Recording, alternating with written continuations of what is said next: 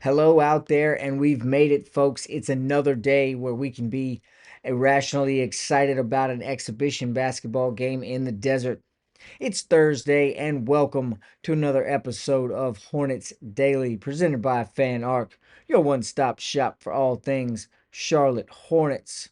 I'm your host, Vance Ballard, but we all know by now the good people out there, they call me VB. I want to thank everybody for joining here today, watching along with us. Be sure to leave a like, comment, hit that subscribe button.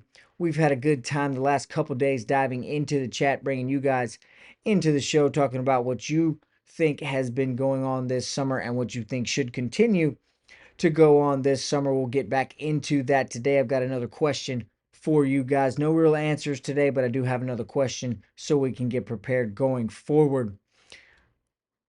Speaking of questions, did the Hornets get a steal on round night one of the draft?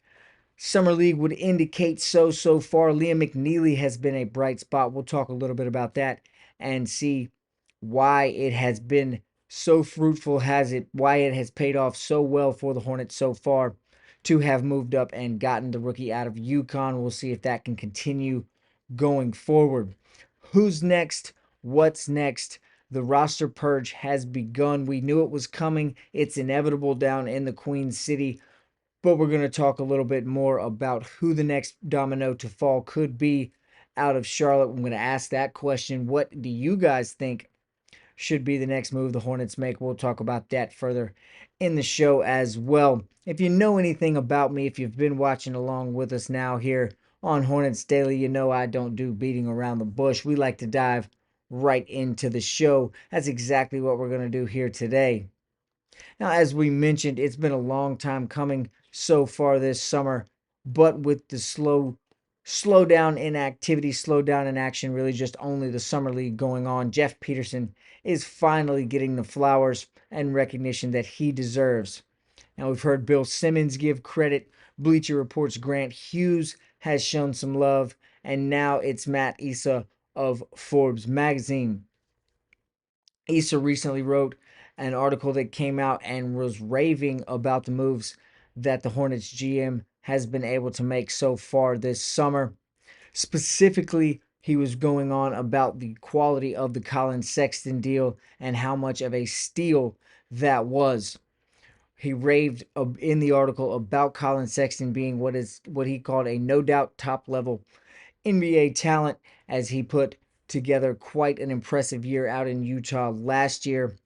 He said he should pair nicely with LaMelo, something we like to hear after we talked about Charles Lee saying that as well. So the more the merrier that are going to climb onto that bandwagon of Sexton and Ball being good on the floor together. He also said that if it's necessary, not just in a game when LaMelo is resting, but if there is another extended period where LaMelo is absent and the Hornets do not have him on the floor, then Colin Sexton is going to be more than capable of filling in at that one position and being a floor general himself while LaMelo is out, if LaMelo is out.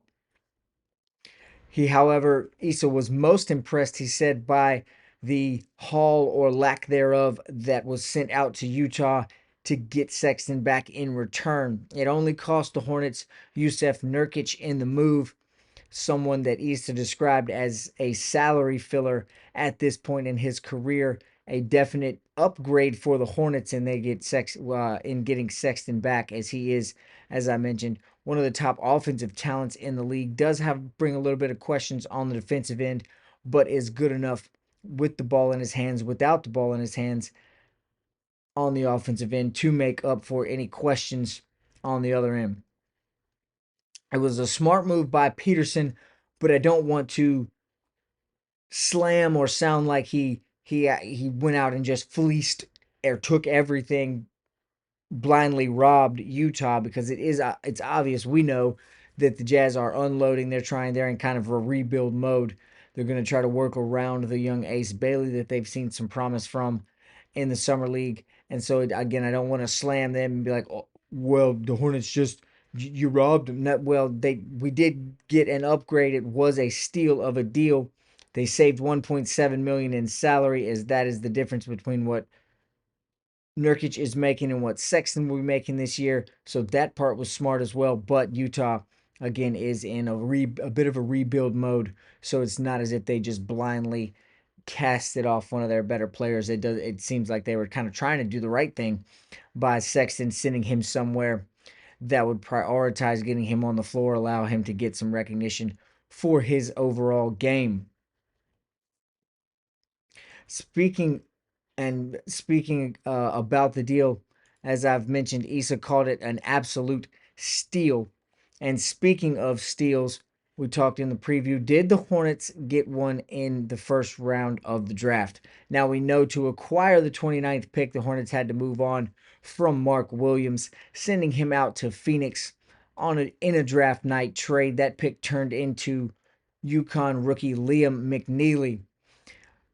The front office again getting things right with this one, as McNeely has shown brightly so far in Summer League. In game one, he was shot out of a rocket, came out off the bench scoring 22 points, grabbing 12 rebounds, and dishing out 6 assists to go along with it. Now, he did come back down to earth a little bit there in game two, a little more pedestrian numbers, 4 of 11 from the field, 3 for 8 from behind the arc, but still managed to score 14 points, grabbed 5 rebounds, and had 2 assists as well. So in both games, he's made quite an impact. His presence on the floor has definitely been felt. He set out the third game with a right Achilles issue that he's just kind of getting over, more precautious than anything else, it seems. But again, he has been able to make an impact on both ends of the floor. And even when he was struggling offensively, that's been in game two. That's what's been the most impressive thing about McNeely so far is his defensive prowess and his presence, staying in front of the guy he's guarding, keeping them from getting to his spots, just being a real pest on that end of the floor. We knew coming in to the summer, once he was drafted, as a matter of fact, the questions were raised pretty much instantly of, can he play defense at an NBA level? There was a lot of questions, much like Con Knipple. There were a lot of questions about his lateral quickness, his athletic ability. Can he stay in front of the guys he's going to be tasked with guarding? And I know it's probably still way too early on to tell. We're just in summer league, but if it has been any indication so far, the answer is a resounding yes, and McNeely has put to bed a lot of those concerns about his athletic ability and his quickness on the defensive end of the floor. We knew offensively his game was going to be NBA ready in a very short amount of time, and now it's just a matter of continuing to hone that defensive skill and carving himself out a spot in this rotation as he does play a position that's pretty stocked full here in Charlotte. It'll be interesting to see in what way the team and Coach Charles Lee wants to incorporate the rookie in his first year in Charlotte. Can he do it again on Thursday night? It does seem that McNeely is in line to play, so we'll have to wait and see on Thursday what kind of performance he comes up with. Does he continue the bright shining that he has been, or does he go back a little bit more in that pedestrian way that he kind of leaned towards on the offensive side in game two? Something we just have to sit and wait to find out. And before we get all the way in to game four, as I mentioned, we'll get there. That'll be how we wrap up the show today. I want to talk about the question I told you guys I was going to ask. It's question time here on Hornets Daily, a fun little thing we've been doing this week. I think we're going to do some more of. I've had a good time with it. We've gotten a good response back from the chat as well. Rich T, busy out there again today. Appreciate you and all your support down in the comments section. As we mentioned, the roster dump is underway. We knew it was coming, and we saw the first domino fall with Josh Okogie being waived early this week. Now we know despite that, there's still at least 2, maybe 3 more spots on that roster that have to be cleared out to get the number down to 15. Who's that going to be? In what way are they going to be moved? Do the Hornets waive more guys? Is the front office going to try and trade and put some quote unquote, to borrow from Matt Issa of the Forbes magazine, some more salary fillers in those deals? What's going to be the decision made by Peterson and the rest of the group around him? As you know, here on Hornets Daily, I've mentioned a couple times, I think Nick Smith Jr. is one of the names on that list of guys on the way out. I think it just feels inevitable that with that logjam at the guard position, Nick Smith Jr. is on. Jr. has got to be one of the guys leading in the clubhouse to be gone before the regular season. There's some other possibilities, of course, on the list. Then they are intriguing a little more so than Smith Jr. I think he's the easy answer for who goes. The other guys, are they going to be again waived? Will they be traded? Put in deals to bring back other pieces? Maybe the big man that I've been ranting and raving about. Maybe a couple of these names on that list can be added to a deal to bring in one of those. Maybe, just maybe, Josh Green is still out there in the front of the minds of the front office in terms of who they're going to move on from. We know that's been talked about a couple times. I've seen more and more frequently now. A couple of you guys in the chat have even mentioned it, the possibility of moving on from Pat Connaughton before he ever suits up for the Hornets. He is a veteran in the league, somebody that could be a nice fill spot in a trade as well. He could go a long way in a deal, in a package for a deal. And I could even see a name we don't talk about a lot. Seth Curry could potentially be a part of a package, a nice piece to add along into a deal to bring back some beneficial assets for the Hornets as well. Like I say, maybe a big man. I don't know what other moves the front office would be trying to make. It just at this point doesn't feel necessary to bring in another guard, another wing, anything like that. So if they were to package a deal, I do think it would be for a big man, and Seth Curry could be an interesting name to put in that package.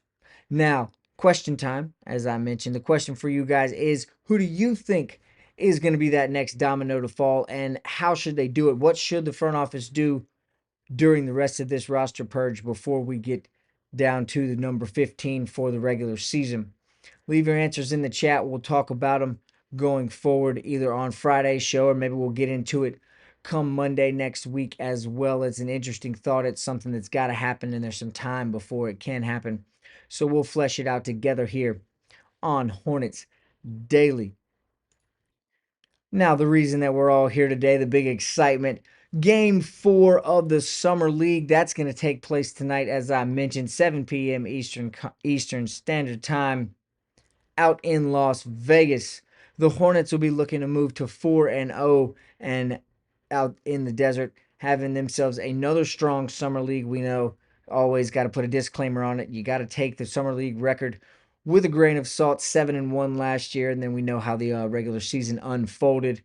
Fingers crossed it won't go that way this year, but still a strong Summer League performance already from the young fellas. Again, looking to go 4-0. Good news, Con Knippel seemingly on track to play.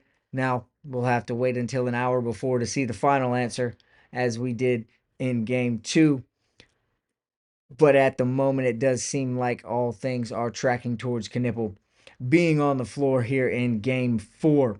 A shoot-around video from Wednesday came out. All the rookies were featured in it. That was nice to see, including Sion James and Liam McNeely, who also appear to be on track to play. Again, McNeely resting and kind of getting over a right Achilles issue. It seemed more precautionary than anything else. Why he missed Game 3. Sion James, another precautionary rest day for him as well. Both of those guys should be suited back up on Thursday.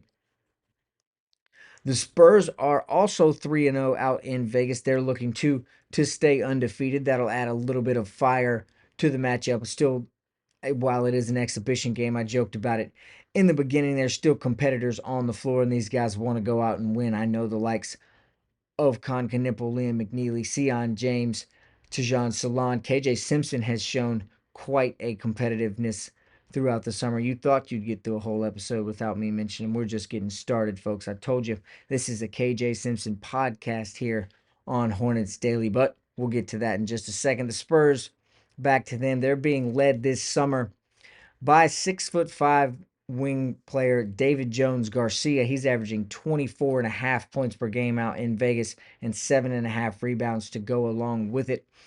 That'll be a lot of fun matchup for the Wings to watch, specifically the aforementioned Sion James. As we know, his role is kind of developing, especially during the summer league, into checking the guy with the ball who is the most dangerous on the other team. And right now, it would appear that is Jones Garcia for the Spurs. So it'll be fun to watch Sion James, Liam McNeely, maybe even Jalen Sims, guys like that, get their chance at the leading scorer for the Spurs.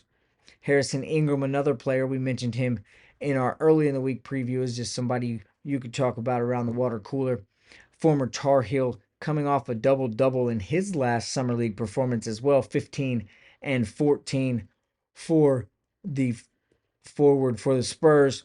He's a little bit smaller, but he could also be a fun matchup if he drops down to play the four against Tajon Salon. A little bit of quickness and athletic ability. It'll be interesting to see what somebody like that can do, or what Salon can do against somebody like that. As again, he's had a very strong summer league as well. A little slow offensively in game 3, but double digits in the first two. His development, again, as I've raved about multiple times, his development is definitely taking place and trending in the right direction. Now, obviously, one we don't really have to talk about, but we'll bring it up anyway. The Dylan Harper versus Con Knippel matchup. That's going to be probably the most highly talked about, most anticipated matchup of Game 4, as it is a battle of two high draft picks at on the floor at the same time. It'll be again interesting to see how Knippel can handle an athletic player like Dylan Harper. Is he going to be able to stay in front of him? How's the ankle looking? Now we know that's a question we have to ask after game 2 and that situation coming to a head. So it'll be interesting to see what Knippel can do against Dylan Harper, what the other guys can do against Dylan Harper, and how they can get going on offense with him guarding them as well. Again, I've told you folks, you thought just once, it is not going to happen. KJ, KJ, KJ. I'm going to say it as many times as I can, just 3 tonight, though. We get Simpson back in action, and he should be able to have another big night. Now, I know it's just exhibition basketball. I've disclaimed that it's irrational excitement towards KJ, but the way he's been playing so far out in Vegas has me pumped up, and I think some others here in Hornet Nation are feeling the same thing as well. He should have another favorable matchup tonight, as he will again be the veteran on the floor. And in the summer league game, he's done a good job using that as an upper, as a leg up, sorry, on the competition so far out in the summer league. I have seen a few of you guys in the chat talking about the fact that you think Simpson is playing a little more like a ball hog than a point guard while he's out there. So it will be interesting. I'll admit it will be interesting to see if he decides to dish the ball a little bit more tonight, or if he tries to go out and get 18 again like he did in game 3. Simpson capable of doing both, but it feels like he wants his role in the summer league to be, hey, look at me, watch what I can do. And I'm not saying that in a bad way. He has shown us what he can do and has done it very well. I'll also in this game be keeping a close eye on Ryan Carpenter. I'm excited about this matchup for him. He's going to have mostly favorable matchups all night long. Again, we mentioned in our earlier in the week preview, Ibrahima Diallo is the only 7-footer on the Spurs roster. He only played 5 minutes for him in the last game on Monday for San Antonio. So if he does that again, doesn't get a lot of run against Carpenter, I'm excited to see what he can do against a smaller matchup. I want to see him take over the paint on both ends of the floor and be more aggressive, like we've said in our discussions about the former Creighton big man. He's shown the glimpses, he's shown the promise, has a game-winning block to seal it against the 76ers a couple games back, but I want to see it be more consistent, his aggression. I want him to know that when he gets on the floor, that's his paint and he owns it, and he's got to have somebody come take it from him. He just has flashes of a little bit of apprehension in there, and I think a night of matchups that favor him in terms of size and ability can go a long way for the big man and his confidence as he continues to develop an NBA style game. Well, folks, all that's left to do now is wait and see and watch. Together, we'll all be checking out The action out in Vegas tonight. Again, tip off 7 p.m. And no matter what happens, we'll be right back here tomorrow, keeping you up to date with a fresh episode of Hornets Daily, bringing you all the buzz from around the Queen City. As always, I'm your host, VB. Thanks again for watching. Be sure to smash that subscribe button, leave a like, answer the question in the comments section. Feel free to leave anything you want in the comments section. What are your thoughts about the Charlotte Hornets? We're family here on Hornets Daily. Want to bring everybody in and make them feel a little bit more involved. So feel free to do that. We'll catch you right back here tomorrow. Thanks for watching, folks.